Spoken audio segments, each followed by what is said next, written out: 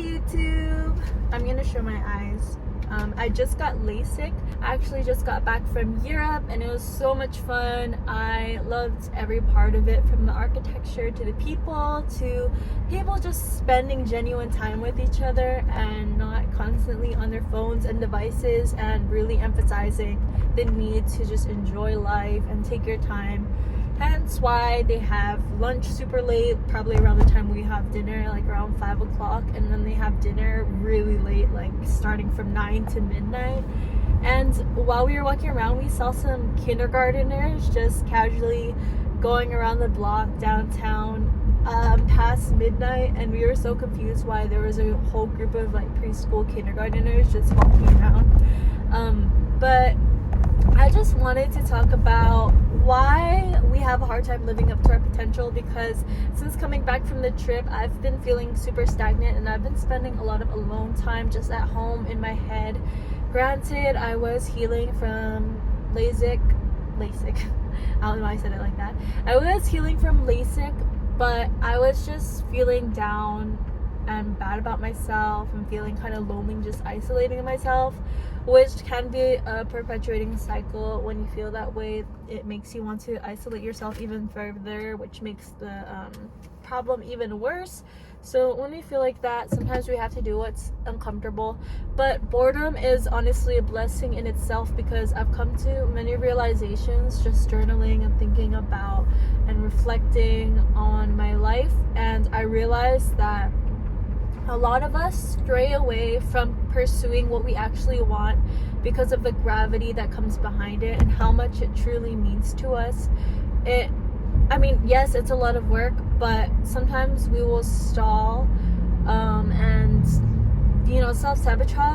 self-sabotage just to stay away from what's uncomfortable, and other people feeling uncomfortable too because of our actions, because to an extent we want to be relatable, we want to fit in, and sometimes our immediate circle or even our family members or friends, we don't realize, but we feel that playing or living up to our highest potential, we would lose people and it would make them uncomfortable. So sometimes we stay in our positions just because it's within our comfort zone, and we to an extent don't allow ourselves to reach that level of success, which is something that I've noticed in myself. I notice my fear of being seen, because whenever I'm complimented or put on the spot, I tend to deflect the attention to someone else in the group and try to make them feel seen, because I have memories of just being shut out and not feeling heard or seen. So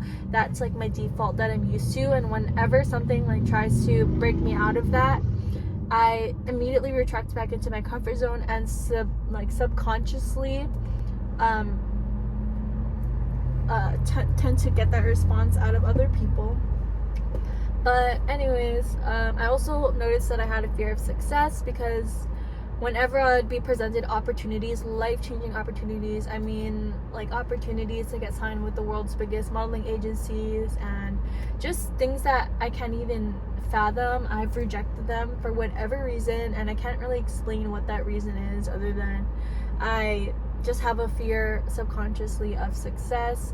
And this self-sabotaging cycle and feelings of unworthiness has been showing up in my life, and I've just been questioning a lot of things recently. But I realized that a large part of why we don't allow ourselves to get what we really want and pursue the careers that we actually want and get started, despite how hard or big the mountain is that we might be thinking of climbing, is simply the fact that we are sensitive and we're scared to fail. We feel that if we get out of it soon enough, or if we're beginners, it doesn't matter if we suck at it in the beginning, because we're beginners and we can use that excuse that like, oh, I'm just trying this out. And then when things actually get hard and stuff hits the fan, that's when we want to cop out, and we realize that there are people who have been putting in the time who are so much better than us, and that dream just starts to feel unattainable, and then we fall into this spiraling, crippling self-doubt cycle. So essentially, especially Gen Z too, we are so sensitive. I'm not trying to generalize the whole population, but I'm really sensitive because my parents were raised in a culture where they just tell you what you need to improve, and they kind of like compare you to other people, and it's out of love, and I know that they're just trying to help, and basically tough love, just tell it to you straight. And I actually appreciate that, but it can also hurt my feelings sometimes, and it makes me realize how really sensitive I am when my parents do that to me. And like, even now I feel like crying. That just proves how damn sensitive I am. But anyways, I think this is something that we need to manage, because we need to realize when it's actually controlling us, because sensitivity and being in touch with your emotions, sure, there's a lot of things that are good about that, and that is a healthy trait to have empathy. But when the sensitivity and fear just consumes you to an extent where you can't pursue your dreams even if it's scary, that's when it's an issue, because we really need to work on completing things and sticking to them, especially as Gen Z. I know that it's not that we're afraid of work, because the demands for work, even with a college degree, are actually a lot higher. And this just goes for, I'm going off topic, but this just goes for going after what you really want. First, I want you to focus on a smaller project that you can complete from start to finish, and just get in the habit of doing that, even if you feel like quitting. It could be a goal such as complete a marathon, or start a YouTube channel and gain X amount of followers or subscribers. Whatever your goal is, you need to start. And honestly, don't be scared of judgment, because everybody is so wrapped up in their own worlds. And for a lot of my life, I've been so consumed with perfectionism and just being scared to make mistakes, and it made me kind of like the nice girl, honestly.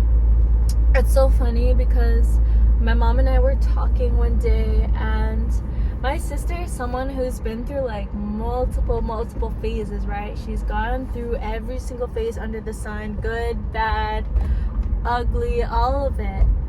It's like she's lived multiple lifetimes, and I've always kind of stayed in a box, and I've always just leaned into, what I know, which is like creativity. And the way I carry myself is kind of not reserved. I mean, maybe sometimes reserved, but I'm very like put together, and I try to be graceful when I am carrying myself throughout the world, and just being like really mindful. And it's caused me to care so much about what other people think, and saying the wrong things and making mistakes. And I realized that we could have an inherent fear. I'm going up my big hill, so I have to hold my phone. We could all have this inherent fear of just making mistakes, saying the wrong thing. And honestly, that's something that we really need to get past. I mean, don't be so comfortable with failing to the point where you just like won't complete anything, because you're just willing to try anything and everything under the sun. Because that's cool when you're trying to figure out what you want to do, but after a while it becomes a habit to where you really like don't trust yourself to follow your word.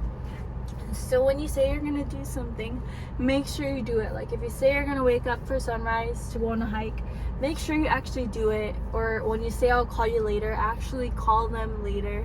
And this is something I'm working on, but make sure that you're also early. I've been getting better at this, because I used to be like a late bird. I grew up in a family where they were like, oh, they can wait, that type of thing. But I'm realizing how much that's actually affecting my life, and I'm trying to show up early to things. So like the other night I was 40 minutes early, and that was interesting because I had so much downtime. And I probably wouldn't be that early next time, but it's just something that I'm trying to practice and implement. And yeah, I'm just trying to work on pursuing what I really want, and not giving a damn who thinks what of it, because a consistent thing, it's going to be consistent in your life, and you're going to work just as hard pursuing what you don't want as you will pursuing what you do want. So might as well go after what you actually want. And just, if you really, really care about what other people think, just be mysterious and don't tell people your plans. I mean, I think this is something that we shouldn't be doing anyways. Like, we shouldn't just be saying what we're gonna do. We're gonna do this, we're gonna do that. We should wait until it's actually happening, or we've done it already, because it gives people room to put their opinions on you of whatever you're about to do is. And I thought this was something that benefited me for the longest time, but it's actually something that hurt me the most growing up, because it's something that I always used to do. I always used to ask everybody and their moms what they thought, and here's my plan, and can you just tell me what to do? And I'm trying to break out of that cycle now and just really pursue what I want, but to the fullest, and just realizing that if you're in it for the long haul, for your long life, it's not going to be overnight success. It's not going to be instant gratification, especially if you're doing it in an ethical way. Like, it's going to take some time to build. And just romanticizing things, like honestly romanticizing the process of things. For example, if you want to reach a certain body goal and you hate working out currently and you can't get yourself to work out, or you don't like to eat healthy, see it as like, I'm gonna do this for my mental health, and whenever I experience boredom, I'm not gonna let myself feel that way, and I'm gonna go to the gym to combat this boredom and work on my mental health and figure out ways to make it fun. And this is something that's been a game changer for me, because after bed rotting and just doom scrolling for the past 3 days, I've been feeling so down, so depressed, and I realized my schedule has always been packed to the brim, and I've always been doing things back to back. My car, I literally live in it. Like, I quick change and I prepare for the next thing. And I'm always packing my schedule in, and I used to freak out about that and feel stressed about it, but I now realize that it's a privilege to be needed somewhere and to have things to do and to have a busy schedule. I realize how much of a privilege that is now, after bed rotting, because we have to keep evolving as humans. We have to keep showing up in the world and putting ourselves in situations that make us uncomfortable. For example, I used to have stage fright. I used to be terrified of singing, so I put myself into singing, where I am forced to sing in front of audiences, and I feel like I got rid of it. I just need to get better at it now, because now I'm at the point where I can see so much where I need to improve, because it's not until you're in the thick of it, because you can be all talk, when you're not actually doing it and you're not actually accountable, you can be like, oh yeah, I could do that. When you're finally doing it, you realize how much damn work it is, and then you're like, respect for the people who are actually doing it. So the thing is, you probably will get hate from people who aren't actually doing what you're doing or want to do, but it's all part of the process, because they're not in your shoes, so they don't understand the work that it takes to be put in it. Or maybe they envy the position that you're in and that you're actually pursuing it, because they're afraid to start themselves, so they'll try to bring you down. But it's because they can't get themselves and muster up the courage to do it by themselves, so they're gonna say, oh, I could do that, that's easy, and judge you for it. But you are the one putting in the work day in and day out, and only you know how much work it takes to maintain that lifestyle. And it's a lifestyle that is completely up to you. It's one that you choose, and you just need to be organized and give yourself deadlines. Keep journaling and reflecting, because it's crazy how much information there is in the world today.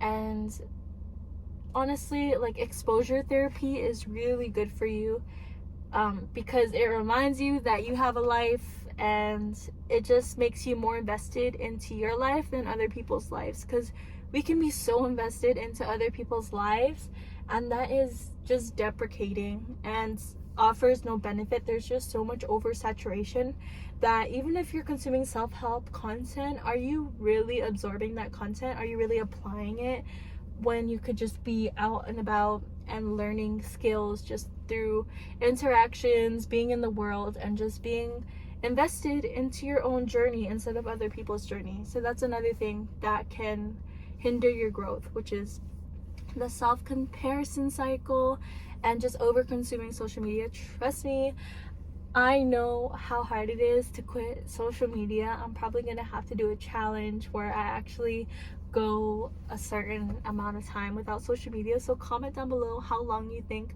I should go without social media. And I also want to just document my process of, like getting in shape and becoming the best version of myself. For example, I have to clean my car, I have to clean my room, and yeah, just romanticizing the process and doing whatever you want, because no one is paying that much attention to you, and you need to make it fun. Boredom is the thief of joy. Like, if you're bored, that's the end. Like, you cannot let yourself be bored. And sometimes you can be bored doing what you said you wanted to do too. Like, you could be bored pursuing your dreams, which is why you have to keep it fun and interesting. And honestly, if you're doing things for yourself and just for fun and romanticizing the process of it, you can't get bored. Like, it's a source of inspiration, fun, creativity, and expression, and that can't lead to boredom because you're doing it authentically. So if it doesn't feel that way, honestly, it's time to reevaluate and to stop caring. But anyways, my voice is disappearing and I'm starting to sound sick, so I'm gonna stop talking. I have chores to do upstairs, but I just wanted to chat with you guys. I'm sorry that I have to wear sunglasses. It's my laser eye surgery and I can't be exposed to the sun, but I want to do a lot more of these, and thank you for watching. I'm happy that I hit 100 subscribers. I'm very excited about that. I think that's really cool. I'm starting to feel like my childhood self again with my YouTube channels, but my childhood self had more subscribers than I do now. But it's not about that. It's about romanticizing the process, like I said. Okay, my voice is gone. But yeah, have an awesome day, guys. Mwah.